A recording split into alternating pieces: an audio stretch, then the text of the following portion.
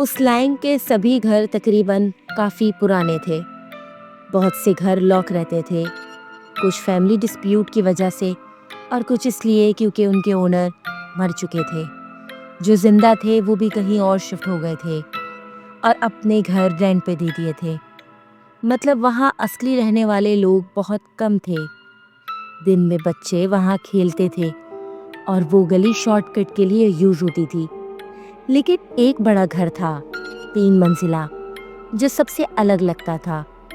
اس گھر کا رنگ اتر چکا تھا، کھڑکیاں ٹوٹی ہوئی تھی، اندر سب کچھ زنگ لگا اور دھول میں ڈھکا ہوا تھا۔ کبوتر وہاں بس گئے تھے اور مکڑی کے جالے ہر کونا کور کرتے تھے۔ یہ گھر 8 سال سے بند پڑا تھا۔ پہلے ایک امیر ٹرانسجینڈر عورت وہاں رہتی تھی۔ پڑوسی اور دکاندار کے مطابق وہ سب کے ساتھ بہت اچھی تھی۔